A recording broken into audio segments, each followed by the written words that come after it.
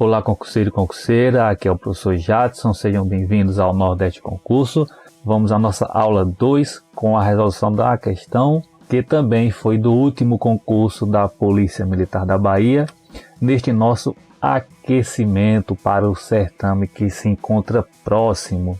Mas enquanto ele não é lançado, ficamos neste aquecimento, neste preparo, resolvendo questões anteriores. E essa questão, portanto, foi do ano 2019, concurso que foi lançado no final de 2019 e com suas provas realizadas em 2020.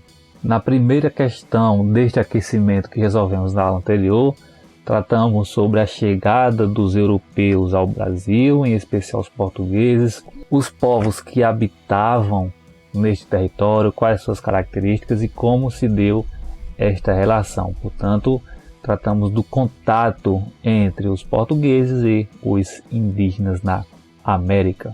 E essa questão que estamos abordando nessa aula, ela exigia conhecimento do candidato acerca da economia do período colonial.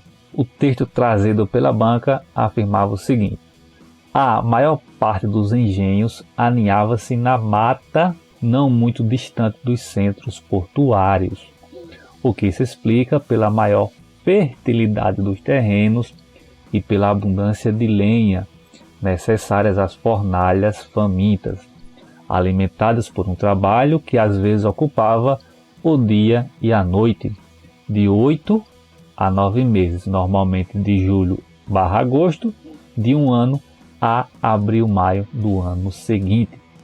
A respeito dos engenhos de açúcar, ou seja, do aspecto da economia no período colonial, leia as afirmativas abaixo e dê valores verdadeiro ou falso. Ou seja, esse aspecto exigido nesta questão, a banca desejava saber do candidato características posteriores àquelas que foram abordadas na primeira questão que resolvemos, que se tratava em especial daquele contato com os índios. Ainda que tenhamos abordado o aspecto inicial e depois continuamos, como por exemplo em relação à escravidão, aos aldeamentos, à problemática da terra que dura até os nossos dias, mas aquele aspecto da questão anterior se inicia antes da colonização.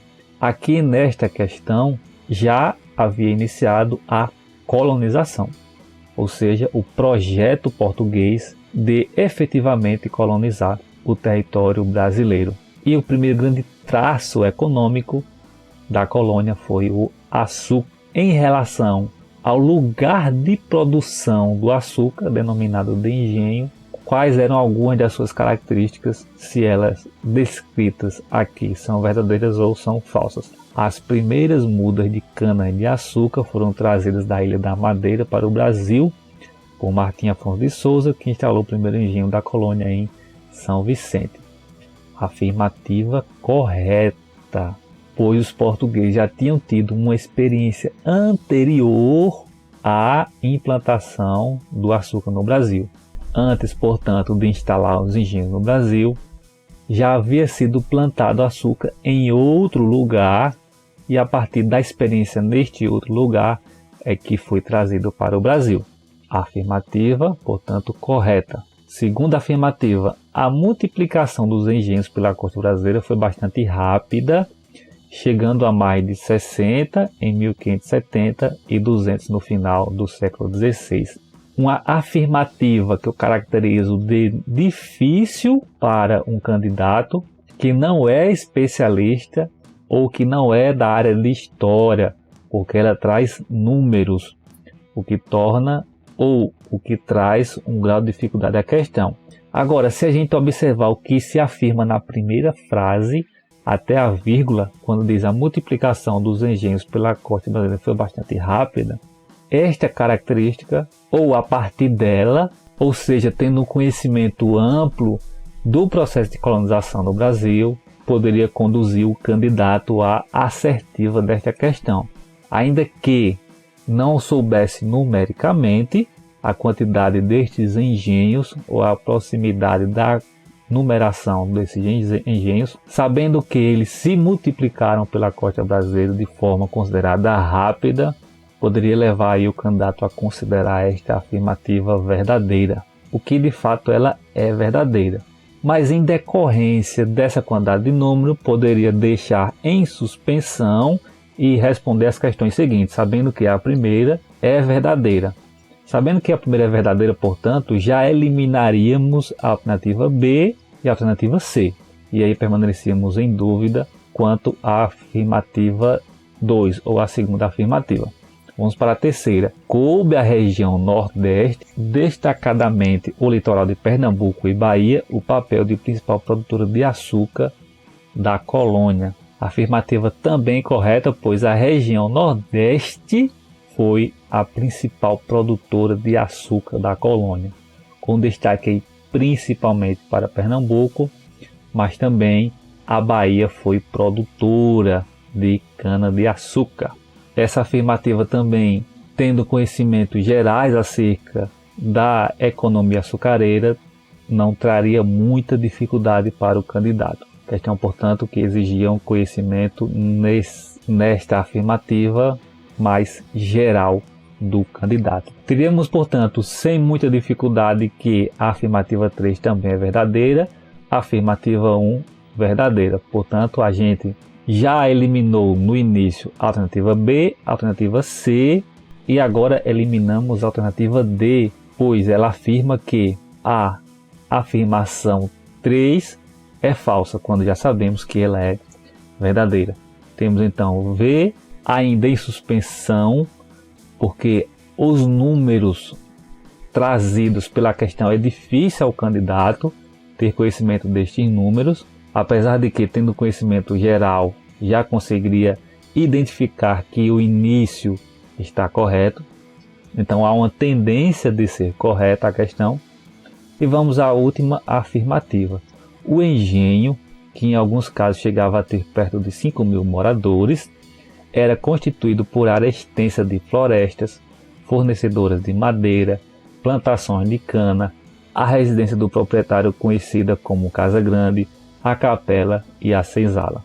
Afirmativa também que, com conhecimentos gerais acerca da economia açucareira, era possível ao candidato compreender que, a partir da afirmação era constituído por área de extensas florestas, fornecedora de madeira, plantação de cana-de-açúcar, residência do proprietário conhecida como Casa Grande, mas tinha também a capela, a senzala. O conjunto mais amplo desta afirmativa, com conhecimentos gerais, era possível compreender que ela era verdadeira, apesar de que, mais uma vez, números trazidos pela afirmativa possivelmente dificultava um pouco ao candidato ter a certeza de que essa afirmação estava certa. Então haveria uma dúvida maior entre a segunda, em decorrência dos números trazidos, e a quarta afirmativa, também em decorrência dos números trazidos. Mas nós já eliminamos a letra B, a letra C e a letra D. Então ficaremos em dúvida se as duas eram verdadeiras ou se as duas eram falsas. E ainda que não conhecesse os números, mas com um pouco de dedução, poderia chegar e compreender que as afirmativas estão conduzindo para a veracidade, pois em decorrência da quantidade de pessoas que eram necessárias para toda esta dinâmica que ela ocorresse, que funcionasse, poderia chegar a um número elevado de pessoas envolvidas na produção do açúcar, ou seja, neste engenho. Então, se a gente conseguisse compreender que pelo menos uma é verdadeira, aí por eliminação teríamos a outra também verdadeira. E a tendência também desta afirmativa é que a multiplicação dos engenhos pela costa brasileira foi bastante rápida. Compreendendo este trecho, viabilizaria perceber o caráter crescente destes engenhos. Portanto, assim seria mais viável ao candidato apontar para as duas afirmativas também como verdadeiras. Portanto, resposta correta, letra E. Todas as afirmativas são verdadeiras, ainda que Estas duas trouxeram um grau maior de dificuldade em decorrência destes números trazidos com maior precisão e, portanto, eram ou são de mais dificuldade o candidato ter a certeza de que eles caracterizavam o que realmente acontecia. Mas observe a tendência da característica trazida pela afirmativa, né? A multiplicação, ou seja, traz uma tendência crescente de engenhos e o conjunto de atividades necessárias para que este engenho funcionasse. Então seria viável que um número de 5.000 pessoas era um número considerável, possível de ser ou de constituir o engenho. E para ilustrar o funcionamento do engenho, eu trouxe esta ilustração ou esta imagem. Os engenhos eram latifúndios monocultores, ou seja, tinha a preponderância de um produto, que neste caso era a cana-de-açúcar, isto é, grandes extensões de terra, onde se plantava latifúndio, grandes extensões de terra, quase que exclusivamente cana-de-açúcar, ou seja, a monocultura.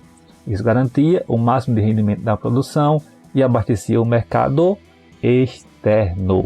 Açúcar, produção para o mercado externo. Temos aqui de maneira ilustrativa a colheita da cana-de-açúcar e a sua produção dentro da moenda onde era processada a cana-de-açúcar por meio da mão de obra, tanto e principalmente escrava, mas também acontecia de ter trabalhadores livres exercendo atividades nesse engenho. Aqui o local de produção, a casa grande, o local em que residia o proprietário, a senzala, onde residiam os escravos, a capela, caracterizando aí o caráter religioso desta dinâmica social. Temos aí, portanto, de maneira ilustrativa como funcionava o engenho no Brasil, seja colonial, assim como também se estendeu para o Brasil Império. E sobre a economia colonial e a economia açucareira, deixarei os links na descrição para que você assista às aulas que já temos em nosso canal sobre esta temática. Inscreva-se em nosso canal, deixe o seu joinha. Se desejar algum conteúdo específico de história, deixe nos comentários. Conheça também o nosso blog, nosso canal no Spotify. E também, caso deseje entrar em contato conosco, está à disposição o nosso e-mail. Bons estudos e até a nossa próxima aula para o aquecimento PM Bahia.